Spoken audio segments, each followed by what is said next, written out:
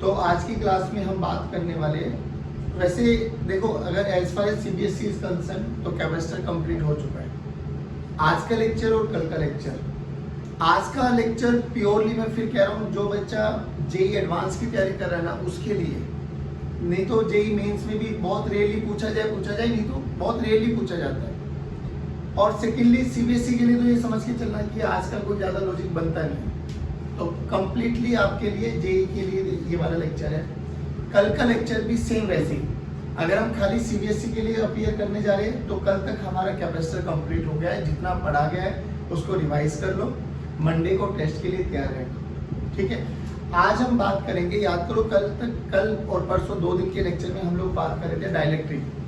हमने बात करी कि डाइलेक्ट्रिक को जैसे ही हम लोगों ने इंसर्ट किया, अभी याद करो हम लोगों ने डाइलेक्ट्रिक कांस्टेंट जो माना था वो के, डाइलेक्ट्रिक स्ट्रेंथ के मानी थी, लेकिन अब के को वेरी कर सकते हैं। तो आज हम पढ़ने वाले वेरिएबल ऑफ डाइलेक्ट्रिक स्ट्रेंथ, ठीक, कि एक कैपेसिटर में अगर हम डाइलेक्ट्रिक स्ट्रेंथ जिसको हम इंसर्ट कर रहे हैं उसकी खुद की जो स्ट्रेंथ है के, वो वेरी कर रही है as a function of x या as a function of y, तो उसमें देखते हैं कि हम लोग इक्विवेलेंट कैपेसिटेंस कैसे निकालते हैं। तो देखो बच्चों, तो आज हम बात करेंगे वेरिएबल डाइलेक्ट्रिक के बारे में। वेरिएबल डाइलेक्ट्रिक, चलिए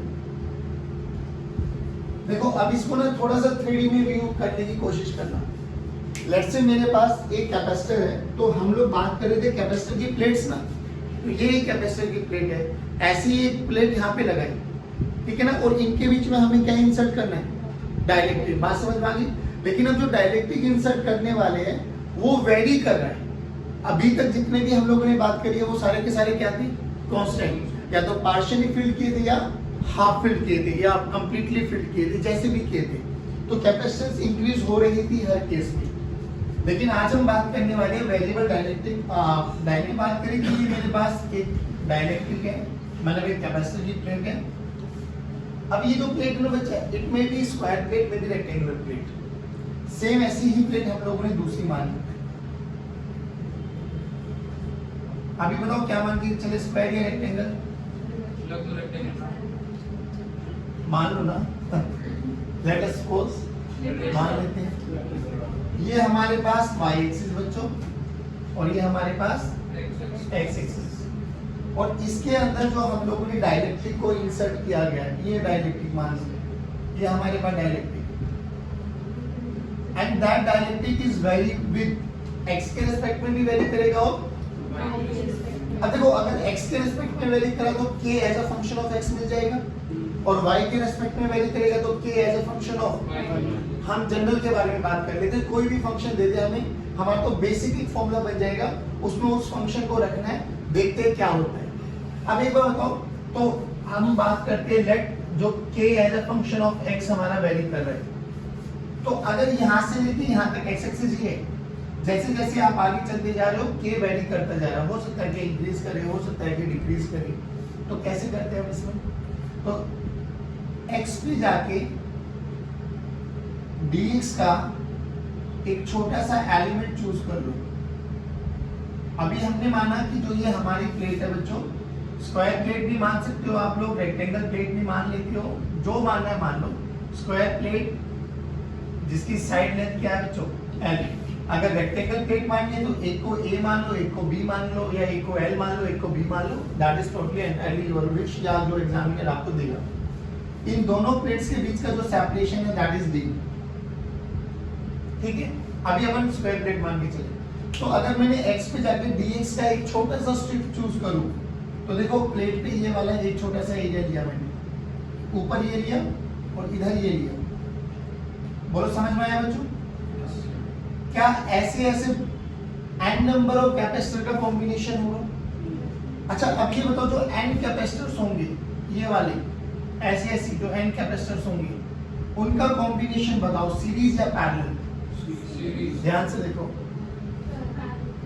दोबारा देख, एक कैपेसिटर की प्लेट ऊपर है, एक कैपेसिटर की प्लेट नीचे है, तो एक कैपेसिटर, सुनो आराम से सुनो, जब समझ में आ जाए जब ये खोलना, एक कैपेसिटर ये बना भाई, एक प्लेट ये भी, एक प्लेट ये भी, एक कैपेसिटर ये बना, एक कैपेसिटर ये बनेगा, एक कैपेसिटर ये बनेगा, ऐसे ऐसे n नंबर ऑफ कैपेसिटर्स बनेंगे। अब सुनो, ये टर्मिनल ए मान लो, ये टर्मिनल बी मान लो। अब समझ में आ गया कि सभी कैपेसिटर की एक प्लेट एक पोटेंशियल पे, let A be the higher potential, और उन्हीं सभी कैपेसिटर की दूसरी प्लेट बी पोटेंशियल पे, let B be the lower potential. तो सभी कैपेसिटर में क्या चीज सेम आ रही है? Potential difference. तो सभी के सभी सीरीज या पैरेलल? सीरीज या पैरेलल? पक्की बात। तो अब मुझे अगर इसकी छोटी कैपेसिटेंस कैलकुलेट करनी पड़े, इसकी छोटी कैपेसिटेंस, तो डीसी को मैं क्या लिखूंगा? अपन को डीसी निकला है। डीसी क्या है? इस वाले रेड वाले जो पार्ट को हम लोगों ने मार्क किया उसकी कैपेसिटेंस। अब इसकी कैपेसिटेंस का फॉर्मूला क्या होता है बच्चों?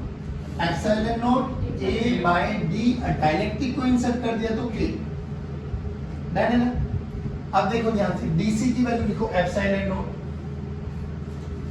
इस वाले रेड वाली प्लेट में और इस वाली रेड वाली प्लेट में कितना सेपरेशन है? डी। तो डिवाइडेड बाय डी। इस रेड वाली प्लेट का एरिया, क्योंकि एरिया ऑफ प्लेट लेके चलते हैं अपन लोग, बताओ क्या हो जाएगा? हाँ, एल लेंथ इनटू इसकी मोटाई dx। तो L इंटू dx ये बन गया एरिया। अब किसके साथ मल्टीप्लाई करना है? k। लेकिन k किसका फंक्शन गिवन है? x का। k as a function of x। इसको कॉमा ले लो। ध्यान से देखो, epsilon naught L by d constant है, तो बाहर लेके आ जाओ। Epsilon naught L by d constant है, तो k as a function of x dx। अब बच्चों ये कुछ भी फंक्शन गिवन है तो मैं यहाँ पे रखूंगा, इंटीग्रेट करूंगा। अभी एक बात तो, ये तो एक की कैपेसिटेंस आई है, क्या ऐसे ऐसे सारे के सारे पैरेलल में तो net capacitance C1 plus C2 plus C3 है ना? यानी चुपचाप क्या करो, इसको इंटीग्रेट कर दो तो क्या नेट कैपेसिटेंस आ जाएगी? तो C इक्विवेलेंट लिख देता हूं यहां पर। हाँ, अभी C इक्विवेलेंट आ गए तो x की लिमिट बोलो कहां से कहां? अपन यहां से मान के चले और यहां तक लेके जाना है, तो क्या ये लेंथ ऑफ दी प्लेट हो जाएगी? तो x की लिमिट 0 से है। अच्छा, ये रेक्टेंगल प्लेट है, मतलब स्क्वायर प्लेट है। अगर रेक्टेंगल होता तो बच्चों ध्यान से सुनो, इसी में कन्वर्ट करते हैं। मान लो ये रेक्टेंगल है तो इसकी लेंथ ये मान लो a और ये मान लेते हैं b। अब देखो क्या चेंज हो जाएगा। पहली बात तो लिमिट बताओ कहां से कहां हो जाएगी? 0 से a हो जाएगी। भाई ये लेंथ a हो गई ना। अच्छा, अब एरिया में देखो, एरिया में क्या फर्क हो जाएगा? ये लेंथ b हो जाएगी और इसकी चौड़ाई dx हो जाएगी, तो b इंटू dx हो जाएगी। नहीं आया समझ में? और लिमिट कहां से कहां? 0 से a। मैं कह रहा हूं कैसे भी प्लेट मिले, ये जनरल फॉर्मूला है। अब ये जनरल फॉर्मूला आपको समझ में आ गया तो कुछ भी नहीं, कोई भी जो फंक्शन गिवन होगा ना, उस फंक्शन को यहाँ रखो, लिमिट आपको पता लग गई। अब अगर इंटीग्रेट नहीं कर पाए तो किसकी गलती? आप लोगों की। बाकी फॉर्मूला ये है। तो ये डाइलेक्ट्रिक अगर वेरी कर रही है with respect to x axis, तो सभी के सभी जो भी कैपेसिटर अपन छोटे छोटे कैपेसिटर चूज करेंगे वो सभी के सभी पैरेलल में होंगे, और एक कैपेसिटर की कैपेसिटेंस लिखनी आपको आनी चाहिए। Epsilon naught a by d dielectric है तो k से ही मल्टीप्लाई कर देंगे, नहीं है तो k को हटा देंगे। जल्दी बताओ, समझ में आया? बाकी बात ये है हमारे पास variable dielectric along x axis. अब ऐसे दूसरा केस पढ़ेंगे, variable dielectric along y axis. अब y एक्सिस में क्या होगा? अपन को ऐसे चलना है, तो जैसे यहाँ पर x पे जाके dx माना तो वहां पे क्या करेंगे? y पे जाके dy मानेंगे, y पे जाके चलो अब देखो। नाउ अलोंग y एक्सिस बात करते हैं। अभी अपन को क्या गिवन है? k as a function of y given है, ठीक है? k as a function of, फिर वही अभी मान लो कुछ भी मान लो, रेक्टेंगल प्लेट मान ले रेक्टेंगल मान लो, स्क्वायर मान ले स्क्वायर मान लो, बट हमें समझ में आ गया ना कि हमें एरिया और सेपरेशन के बारे में ज्यादा कंसर्न दिखाना है बस। ये हमारे पास कोई भी plate, this is y axis and this is x axis, ठीक? वही इसके अंदर इंसर्ट हमने डायरेक्टली कर दिया, ये डायरेक्टली कर दिया बच्चों ने। अब क्या करें? यहाँ y पर जाकर एक dy का एक छोटा सा स्ट्रिप मान दे।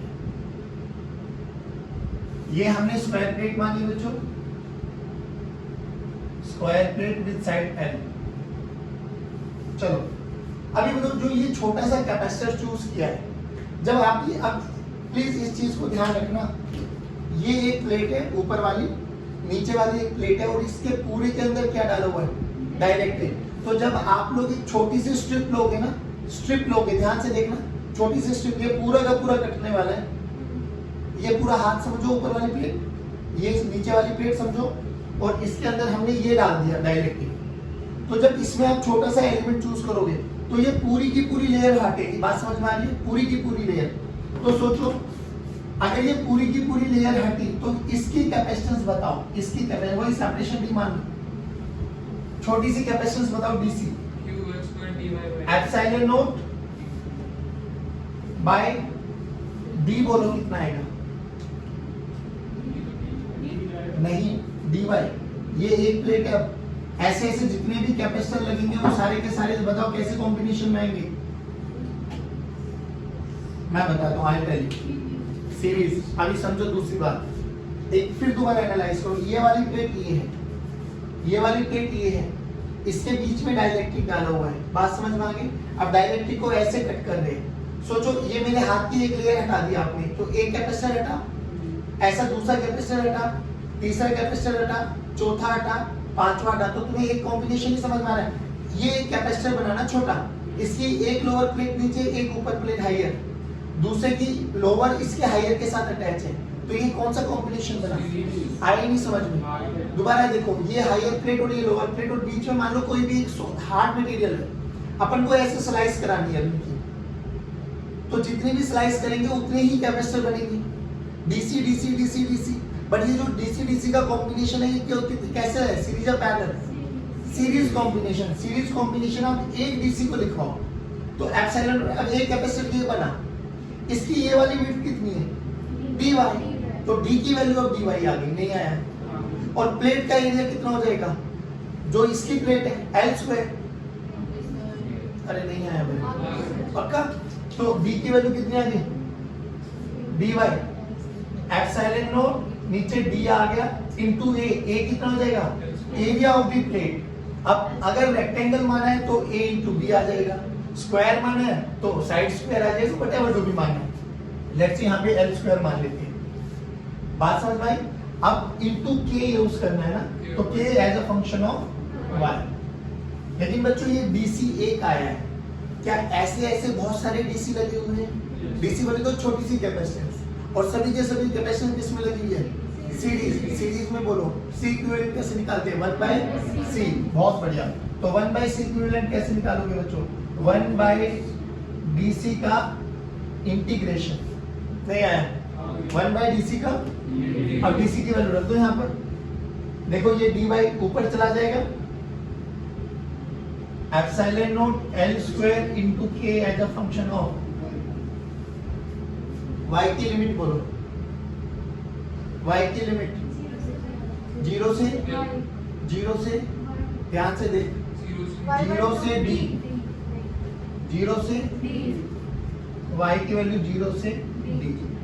अब ये समझ, बता आया नहीं आया समझ में? सिंपल सा फंडा। मैं फिर कह रहा हूँ एलिमेंट चूज करना उसमें बहुत इजीली दिखाई दे रहा था, बट इसमें ये मान के चलना कि आपको ये छोटी छोटी पूरी स्लाइस करानी है। तो 10 स्लाइस कर रहे हो, 20 कर रहे हो, 100 कर रहे हो, 10,000 कर रहे हो, पूरी स्लाइस में एरिया पूरा का पूरा आया ही है। तो एरिया तो एल इंटू मतलब ए इंटू बी या एल स्क्वायर व्हाटएवर जो भी आप शेप मान के चल रहे हो। और विड्थ कितनी हो जाएगी? ये विड्थ कितनी मानी है? D y. बात समझ में आ गई?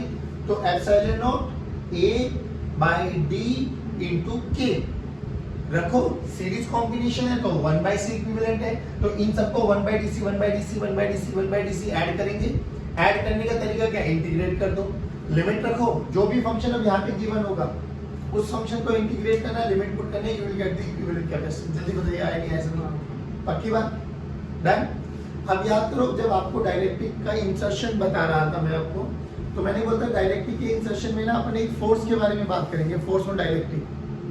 वही फोर्स की कैलकुलेशन अब करना सिखा दो। उस फोर्स के बेस पे न्यूमेरिकल बहुत पूछे जाते हैं, बट फिर कह रहा हूँ न्यूमेरिकल करना बहुत मुश्किल नहीं है। देख याद करो, कैपेसिटर की दो प्लेट्स एक दूसरे पे फोर्स लगा रही थी, Q square by 2A epsilon not. अगर मुझे ये फोर्स का फॉर्मूला ही नहीं पता, बाद में बोला गया स्प्रिंग के साथ एक न्यूमेरिकल भी भेजा था मैंने आपको, स्प्रिंग के साथ लगा दिया था, भाई वो क्वेश्चन बहुत इजी बन जाता जब अगर तुझे ये फोर्स का फॉर्मूला पता है। सिमिलरली जब हम डाइलेक्ट्रिक को एंटर करा रहे हैं ना, डाइलेक्ट्रिक को एंटर कराएंगे तो एक फोर्स लगेगा उस डाइलेक्ट्रिक पर। अब वो फोर्स कितना होगा अगर ये नहीं पता मुझे, तो मैं उससे रिलेटेड कोई भी न्यूमेरिकल कर ही नहीं सकता। बात समझ में आ गई? तो अभी हम बात करने वाले फोर्स ऑफ डाइलेक्ट्रिक। सिंपल सा एक कॉन्सेप्ट बताओ मुझे, हम लोगों ने F का फॉर्मूला ये पढ़ा है -du/dx, पढ़ा है नहीं पढ़ा? कहां पर? इलेक्ट्रोस्टैट्स में नहीं पढ़ा है, वहां पे वर्क पावर एनर्जी में पढ़ा था। क्या बोलता है कि अगर पोटेंशियल एनर्जी का चेंज हो रहा है, that change is nothing but force. अभी एक बात बताओ बच्चों, मान लो, बिल्कुल आराम से समझना, कि मेरे पास ये एक स्क्वायर प्लेट है, ठीक है भाई,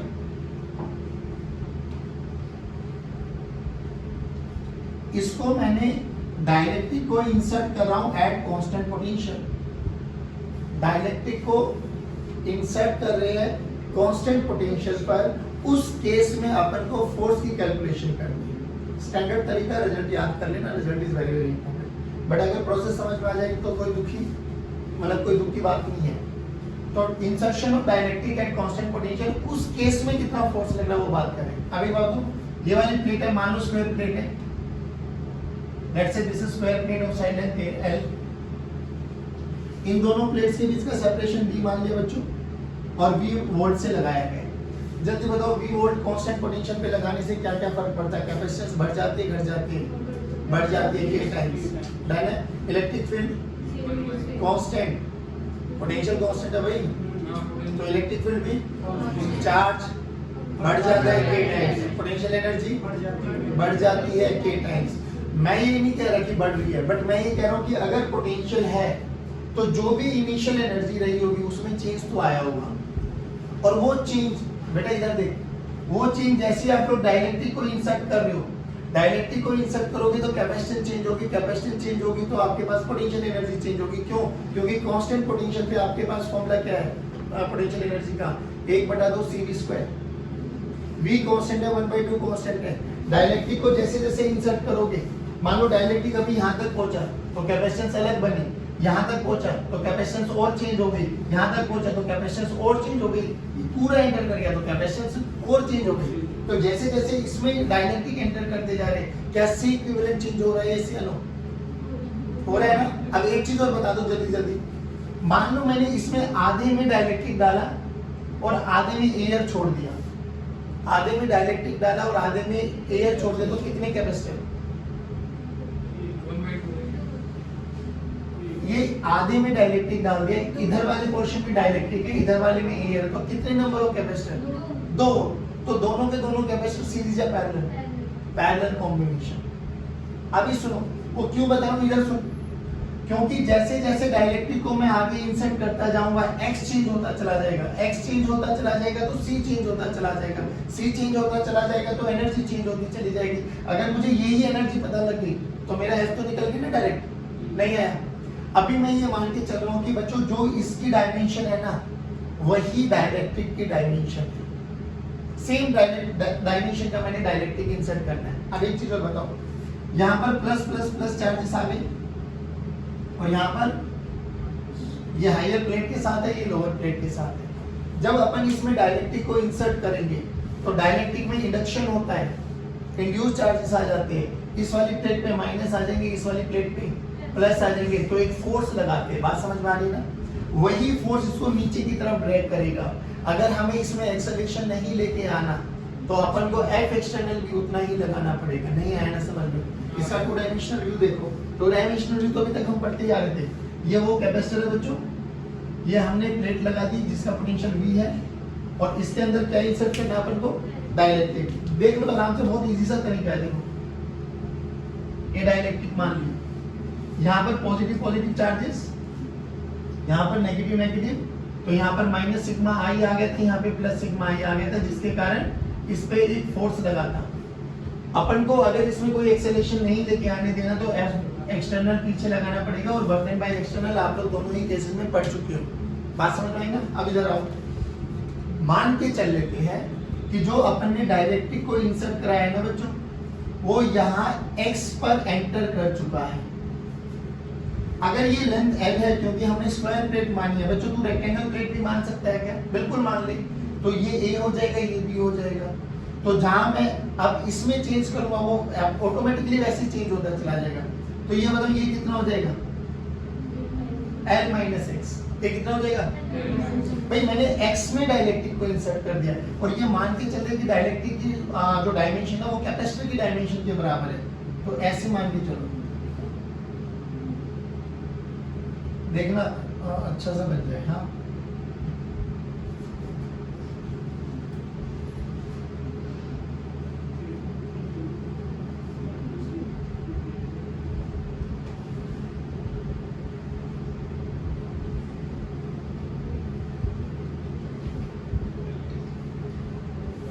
थोड़ा विजुअलाइज कर पा रहे हो?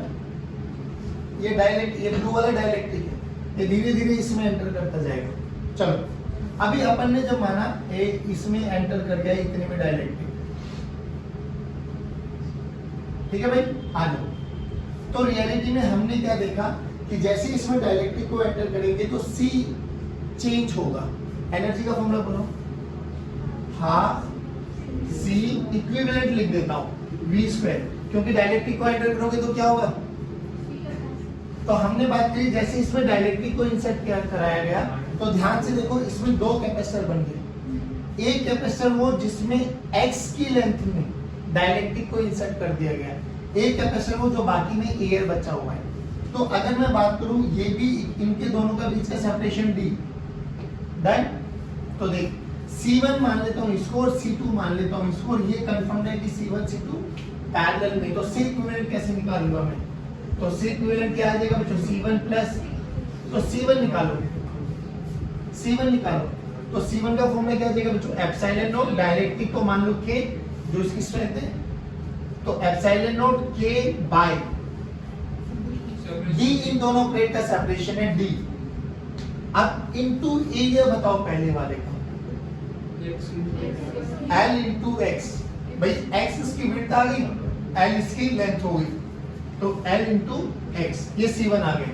C2 बताओ जल्दी जल्दी, epsilon naught L minus x into L, very good भाई ये लेंथ हो गई, ये ब्रेड्थ हो गई इसकी, डिवाइडेड बाय D, पक्की बात। अब देखो C1 C2 मिल गए तो C1 C2 C इक्विवेलेंट आ गया, और ध्यान से देखो C इक्विवेलेंट x का फंक्शन आ रहा है, C इक्विवेलेंट x का फंक्शन आ रहा है, तो जैसे जैसे ये चेंज होगा C इक्विवेलेंट चेंज होगा, C इक्विवेलेंट चेंज होगा तो एनर्जी चेंज होगी। अगर मुझे एनर्जी का change with respect to x पता लग गया वही तो मेरा फोर्स है। तो देखो C1 प्लस C2 कितना आ गया, C इक्विवेलेंट देखो बच्चों epsilon naught L by D kx plus epsilon naught L by D L minus x। ध्यान से देखो दोनों में से epsilon naught L by D या ऐसे लेने तो कोई या ले लो, कॉमन लेना है तो क्या करें, कॉमन ले लो। चलो epsilon naught L by D common ले लो, kx plus L minus x। ठीक, अभी देखो मुझे क्या करना है, मुझे du by dx चाहिए, तो इसको du by dx करो।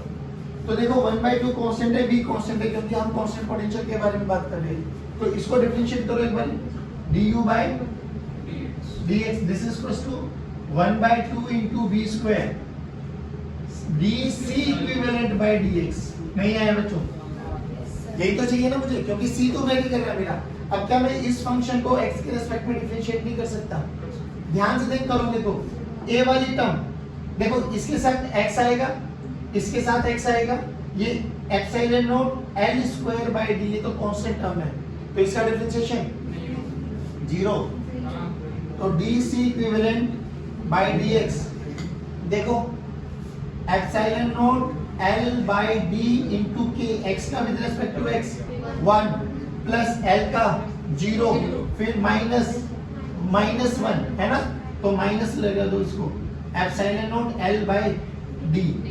देखो epsilon naught L by D common आ रहा है, तो यहाँ से क्या बना बच्चों epsilon naught L by D common ले लो, k माइनस 1 नहीं आया बच्चों। अब इस वाली वैल्यू को उठा के यहाँ पे रख दो, क्या ये du by dx he force है आपके पास? आ गया फोर्स का फॉर्मूला। F की वैल्यू बोलो जल्दी, v square by 2 dc by dx रखो, epsilon naught L by D into k minus 1। ध्यान से देखो, फोर्स v स्क्वायर कांस्टेंट है, 2 कांस्टेंट है, एप्सिलॉन नॉट कांस्टेंट है, l length of the plate constant है, d कांस्टेंट है, k कांस्टेंट है, -1 भी कांस्टेंट है। तो फोर्स कैसा है? अगर फोर्स कांस्टेंट है बच्चों तो एक्सेलरेशन भी कांस्टेंट है। अगर एक्सेलरेशन कांस्टेंट है तो कोई मेरे से बोला जाए कि अगर मैं यहाँ पे एक्सटर्नल फोर्स ना लगाऊं, तो ये भागेगा जरूर। अगर ये भागेगा तो यहाँ से यहाँ तक आने में, यहाँ इस एंड से लेके इस एंड तक आने में इसको कितना टाइम लगेगा? क्या वो हम निकाल सकते हैं ऐसे ut + हाफ एट स्क्वायर से? मैं कह रहा हूँ इसको यहाँ पे रिलीज कर दूं, रिलीज करेंगे तो फोर्स लगेगा तो भागेगा। तो देखो कांस्टेंट एक्सेलरेशन है तो s ut + half at square वाला फॉर्मूला यूज कर सकता हूँ। नहीं आया? कई बार क्या होगा, ऐसे डायग्राम बना दिया जाएगा और इस वाले को डाइलेक्ट्रिक को ना ऐसे पुली के साथ लगाएंगे, mg लगा देंगे, बोला जाएगा बताओ कितना मास लगाऊं कि ये पुली इक्विलिब्रियम में आ जाए या विस्टैंड कर पाऊं। ये एचसी वर्मा में शायद 66 क्वेश्चन भी मिलने वाला है आपको। तो कुछ नहीं करना, ये फोर्स पता है, बोलो भाई, और फोर्स कांस्टेंट भी है। तो फोर्स कांस्टेंट है तो यही फोर्स mg के बराबर हो जाएगा। तो m की वैल्यू क्या हो जाएगी? बस इसी को g से डिवाइड कर दो, दैट इज द फोर्स। इतना फोर्स लगाओगे तो ये इसको विथस्टैंड कर पाएगा। जल्दी बताओ, ये चीज समझ में आएंगी? अब इतना फोर्स ये इसको खींचेगा बच्चों, तो उतना ही फोर्स अपन को लगाना पड़ेगा कि इसमें एक्सेलरेशन ना आए। जल्दी बताओ, ये चीज समझ में आ गई? फोर्स कांस्टेंट है, एक्सेलरेशन नहीं आने के लिए एफ एक्सटर्नल को भी इतना फोर्स लगाना पड़ेगा। अच्छा एक चीज और बताओ, जब आप इसको छोड़ दोगे, मतलब इसको धीरे धीरे एंटर करा रहे हो, तो फोर्स ये यहाँ से लेके यहाँ तक फोर्स कांस्टेंट रहेगा, बट जैसे ये पूरा का पूरा एंटर कर जाएगा, अब फोर्स जीरो। भाई पूरा का पूरा एंटर करेगा तो फोर्स जीरो हो जाएगा। अब फोर्स जीरो हो जाएगा। अब एक चीज और बताओ, यहां से एंटर कर रहा है, मैंने मान लो यहाँ पे डायरेक्ट्रिक को छोड़ दिया, फोर्स लगा, इसमें दौड़ा, यहाँ तक आते आते फोर्स कम हो गया, यहाँ पूरा एंटर करते ही फोर्स जीरो। क्या ये डायरेक्ट्रिक यहीं रुक जाएगा क्या? नहीं, क्योंकि उसमें वेलोसिटी आ गई है। वेलोसिटी आ गई तो इसको शूट करेगा, फिर वो प्लस माइनस इंड्यूस हो जाएंगे, फिर वो इसको अपनी तरफ खींचेगा। तो ये क्या करेगा? ऑसिलेशन। एसएचएम नहीं करेगा, क्योंकि अगर एसएचएम करता तो f must be equal to -kx का फंक्शन आना चाहिए था। कहीं पे x आया क्या? x तो इंडिपेंडेंट है, तो ये एसएचएम क्या करने वाला है? ऑसिलेशन। बात समझ में आ गई बच्चों? देन ये सब चीजें होने के बाद अब इसमें दो चीजें और बचती है। एक जिसको हम लोगों ने बोला था, याद करो स्टार्टिंग लेक्चर में, कि हम लोग कंडक्टर्स पढ़ेंगे, स्फेरिकल कंडक्टर, सिलेंड्रिकल कंडक्टर और पैरेलल प्लेट कैपेसिटर।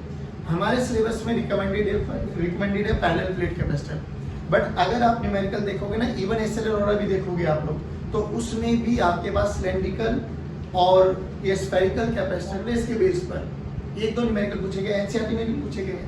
तो फॉर्मूले में आपको बता देता हूँ, वो फॉर्मूले अपने दिमाग में बिठा लो, फिर आज के लेक्चर को वाइंड अप करते हैं। बात समझ में आ गई? तो अब हम बात करेंगे दो कैपेसिटर की, एक स्फेरिकल कैपेसिटर और एक सिलेंड्रिकल कैपेसिटर। एक बात बताओ, स्फेरिकल कैपेसिटर में आप लोगों ने इलेक्ट्रोस्टैट्स में जब हम लोगों ने पढ़ा था, तो हमने बोला था एक स्फेरिकल शेल है, उसके ऊपर एक और स्फेरिकल शेल है, उसके ऊपर एक और स्फेरिकल शेल है। क्या हमने सबका कॉमन पोटेंशियल निकालना सीखा था कि अंदर वाले के कारण पोटेंशियल होगा k/a, बाहर वाले के कारण भी होगा, उसके बाहर वाले के कारण भी होगा, सुपरपोजिशन लगाना सीखा था। फिर हम लोगों ने अर्थिंग भी सीखी थी कि अगर मैंने किसी भी कंडक्टर को अर्थ कर दिया, अर्थ का मतलब ग्राउंड कर दिया, तो बेसिकली अर्थिंग करने के बाद क्या होता है कि कॉमन पोटेंशियल होना है। और earth is a huge conductor जिसका रेडियस r ही होता है, तो अर्थ का पोटेंशियल कितना होता है? k/r। r बोले तो 6400 किलोमीटर, यानी उसका रेडियस इतना बड़ा है कि उसका potential is approximately equal to 0। तो किसी भी कंडक्टर को अगर मैं अर्थ कर देता हूं तो अल्टीमेटली उसका कंडक्टर का पोटेंशियल कितना होना है? 0, क्योंकि चार्जेस विल फ्लो। कब तक? जब तक दोनों का पोटेंशियल सेम। अब एक कंडक्टर को मैंने अर्थ कर दिया, तो इसमें से कितने भी चार्जेस चले जाए अर्थ में, अर्थ का पोटेंशियल तो बढ़ने वाला नहीं है, तो अल्टीमेटली इसके पोटेंशियल को अर्थ क्या कर देगी? न्यूट्रल कर देगी। ऐसे मत देखो, तुम पढ़ चुके हो ये सब चीजें। इधर आओ, हमने बोला ये हमारे पास एक होलो कंडक्टर है, ठीक, जिसका रेडियस a मान लिया, और इट इज सराउंडेड बाय दूसरा कंडक्टर जिसका रेडियस अपन लोगों ने b मान लिया। दैट अब इधर देखो बच्चों, इस पे हमने चार्ज दे दिया +q। अगर इस पे +q चार्ज दे दिया बच्चों, तो इंडक्शन होगा -q, बाहर चला जाएगा +q। बताओ यहाँ तक कोई दिक्कत? मुझे कैपेसिटर बनाना है, कैपेसिटर बनाने के लिए मैं क्या करता हूँ, इसको अर्थ कर देते हैं अपन, अर्थिंग का ये सिंबल है।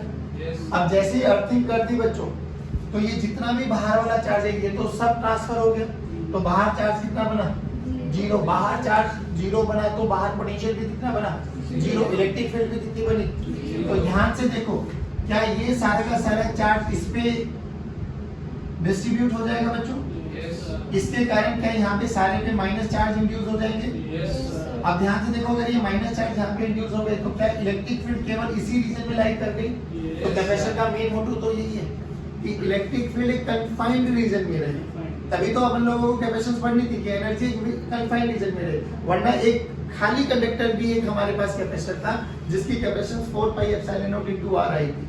बट वहां पे दो ड्रॉबैक क्या देखे थे कि एक तो उसका रेडियस बहुत बड़ा चाहिए, दूसरी बात बहुत बड़ा रेडियस होने के बावजूद भी उसकी एनर्जी बिखरी हुई है 1/2 k q square by r। कुछ याद नहीं है भाई? वेरी गुड है ना बच्चों। तो यहाँ पे कैपेसिटेंस का फॉर्मूला निकालना है। कैपेसिटेंस का फॉर्मूला अभी भी वही होगा बच्चों, q बाय v। अब v क्या है बच्चों? v is the potential difference between this वाले पॉइंट एंड दिस वाला पॉइंट। बट ध्यान से देख, v पॉइंट तो किस पे है? अर्थ पे है, तो अर्थ है तो उसका पोटेंशियल तो, लेकिन a पर इसके कारण भी पोटेंशियल होगा और इसके कारण भी पोटेंशियल होगा, हाँ या ना बोलो? अब पोटेंशियल का फॉर्मूला याद करो, अगर थोड़ा सा याद है तो आप लोगों को, कि पोटेंशियल सरफेस पे kq बाय r होता है, जितना सरफेस पे होता है उतना ही अंदर होता है। तो इसके लिए अगर मैं a पर पोटेंशियल देखूं तो मुझे v क्या निकालना है? v निकालना है va माइनस vb। लेकिन vb तो मैंने अर्थ कर दिया, vb अर्थ कर दिया तो vb तो जीरो हो गया बच्चों। तो va निकालो, va किसके कारण होगा? v प्लस q के कारण प्लस v माइनस q के कारण। ध्यान से देखो, इस सरफेस पर पोटेंशियल kq बाय a, तो k पोटेंशियल एक स्केलर क्वांटिटी है, चार्ज को विद साइन रखेंगे, ये माइनस q चार्ज है। तो यहाँ पे पोटेंशियल का फॉर्मूला अंदर है देखो, तो ये रेडियस b है, तो kq by p, but q minus का साइन आएगा तो plus k minus q by b। देखो बोलो, तो पोटेंशियल डिफरेंस कितना आ गया बच्चों? VA माइनस 0, तो जो VA वही पोटेंशियल डिफरेंस है, तो KQ कॉमन ले लो, 1/a माइनस 1/, रखो यहाँ पर C का फॉर्मूला देखो, Q बाय B, B की वैल्यू रखो, KQ 1/a माइनस 1/b, नीचे एलसीएम आ गया a into b, ऊपर आ गया b माइनस a। तो Q ने Q को माना है, तो C की वैल्यू देखो, 1/k की वैल्यू क्या लिख सकता हूँ? 4 pi epsilon naught a into b by b minus a। ये कैपेसिटेंस का फॉर्मूला याद रह जाए तो कोई बुराई नहीं। सिंपल कि अगर एक स्फेरिकल कंडक्टर है तो उसकी कैपेसिटेंस ये होती है। अब बहुत न्यूमेरिकल्स बन सकते हैं बच्चों, 2 प्लेट लगा देंगे, 3 लगा देंगे, इक्विवेलेंट कैपेसिटेंस निकाली जाएगी। निकाल लो, अगर फॉर्मूला ही नहीं पता तो हम निकाल कैसे पाएंगे? तरीका भले ही याद न रहे बट ये याद रह जाए। बट ये तरीका भी हम लोग पढ़ चुके हैं तो याद रखना कोई बुराई नहीं है। यहाँ पे नहीं पढ़ोगे तो इलेक्ट्रोस्टैटिक्स में तो पढ़ने वाले हो आप लोग, तो वहां पर तो इन चीजों का यूज हो गई होगा। बोलो समझ में आया नहीं? इधर देखो, शो कैपेसिटेंस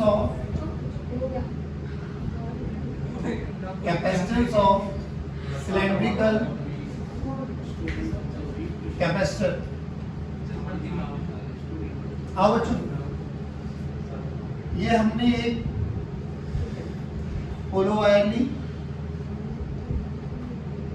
ठीक, इसकी एक्सिस, और यहाँ पर एक हमने छोटी वायर ले ली, छोटी होलो वायर है बेसिकली। अंदर वाले का रेडियस a मान लो और बाहर वाले का रेडियस b मान लो। डन। और इसकी डेंसिटी प्लस लैम्डा, तो इंड्यूस कितना हो जाएगा? Minus lambda. अब एक चीज बताओ बस, सिंपल सी बात, वायर है, वायर जूम इन करके बता दिया आपको, वायर है, वायर के कारण इनफाइनाइट वायर के कारण बताओ इलेक्ट्रिक फील्ड कितनी होती है? E parallel E perpendicular, 2 component आए थे, एक तो जीरो हो जाता है क्योंकि इनफाइनाइट है, तो अल्फा और बीटा दोनों कोस वाला तो जीरो हो जाएगा, तो 2k lambda by d sin alpha plus sin beta बचता है। Sorry, k lambda by d sin alpha plus sin beta, alpha और बीटा दोनों 90 डिग्री थे तो 2k लैम्डा बाई डी आता है। तो यहाँ पर जो electric field I that is 2k lambda by D या 2k लैम्डा बाई आर, जो आपको याद करना है वो कर दो। बट एक चीज बताना बच्चों, कैपेसिटेंस अभी भी वही निकालने, कैपेसिटेंस का फॉर्मूला वही आएगा Q बाई V। अब Q को क्या लिखें, मान लो ये लेंथ L है, Q को क्या लिखें, Q को लिखते हैं lambda by lambda into L by V। अब जो ये L है ये इनफाइनाइट लेंथ है, इनफाइनाइट क्या होता है, it's a relative term, it's a, तो यहाँ पर हम कैपेसिटेंस ना निकालते कैपेसिटेंस पर यूनिट लेंथ, क्या निकालते कैपेसिटेंस पर यूनिट लेंथ जिसकी वैल्यू होती है लैम्डा बाई V। सोच अगर मुझे V पता लग जाए, लैम्डा मुझे गिवन है, तो मेरी कैपेसिटेंस पर यूनिट लेंथ निकल सकती है। अब लेकिन यहाँ पर दिक्कत क्या है V निकालने के लिए, भाई V का फॉर्मूला आप लोगों ने क्या पढ़ा था, V final minus V initial, this is equals to minus integral of E dot dr। Minus के साइन को हटा दो तो V initial minus V final equals to integral of E dot dr। कुछ याद नहीं है भाई साहब, सब तोते बड़े पड़े। V initial minus V final this is equals to integral of E dot dr। अरे ऐसा फॉर्मूला देखा है वैसे आपने, बहुत सुंदर। तो V का फॉर्मूला देखो क्या आ जाए, E डॉट dr। लेकिन ध्यान से देखने वाली क्या बात है बच्चों, यहाँ पर जो इलेक्ट्रिक फील्ड है ना वायर के कारण, that is dependent on R, वो कांस्टेंट नहीं है। कांस्टेंट नहीं है तो मुझे इंटीग्रेशन का यूज करना ही करना पड़ेगा। देख ध्यान से भाई, E की वैल्यू किसी भी डिस्टेंस पे, किसी भी x डिस्टेंस पे, यहाँ से कोई भी r डिस्टेंस मान लो, कोई भी r डिस्टेंस पे इलेक्ट्रिक फील्ड ये है 2k लैम्डा बाई r। अरे हाँ तो V का फॉर्मूला देखो 2k lambda by r into dr। r की लिमिट बोलो कहाँ से कहाँ, ध्यान से देख, r की लिमिट इलेक्ट्रिक फील्ड इस रीजन में है बस a से लेके b तक, तो r की लिमिट कहाँ से कहाँ, तो V का फॉर्मूला देखो 2k लैम्डा बाहर लेके आ जाओ, dr बाय r का इंटीग्रेशन log ऑफ r, सब ऐसे देख रही हो क्या रहा। चलो अच्छी बात है, a से दो बोलो b की value 2k lambda log of b by a, direct लिख रहा हूँ log b minus log a, तो log m minus log n का formula log m by n। v की वैल्यू आ गई, v की वैल्यू उठा यहाँ पे रख दी, c बाय n देख क्या आ गया बच्चों, lambda by 2k lambda log of b by a। ध्यान से देख, लैम्डा लैम्डा भी कैंसिल आउट, k की वैल्यू ऊपर जाके 4 pi epsilon naught, 4 pi epsilon naught में 2 को भी मार देना है, तो c बाय n की वैल्यू देखो क्या आ गई, 2 pi epsilon naught log of b by a। Standard result याद रह जाए तो कोई बुराई नहीं, पक्की बात, प्रूफ याद है ना तो भी कोई बुराई नहीं है, प्रूफ करने की कोई जरूरत है नहीं। बाकी अगर है तो कोई अच्छी, मैं ये कह रहा हूँ देखो कोई भी चीजें आप लोगों ने इलेक्ट्रोस्टैटिक्स में ऐसी हैं जो पढ़ी नहीं है, पढ़ी तो सारी है, अगर याद है तो बहुत अच्छी बात है, नहीं है तो रिवीजन हो जाएगी। दूसरी चीज, कल का लास्ट टॉपिक रहेगा जिसको हम बोलते हैं आरसी सर्किट। याद करो कैपेसिटर की पढ़ाई को 2 हिस्सों में तोड़ा गया था, बिफोर और आफ्टर। सारी कहानी अभी तक आफ्टर पढ़ रहे थे, कल क्या पढ़ेंगे, बिफोर। चलेगा, thank you very much, have a good day, God bless you, जय हिंद, जय भारत।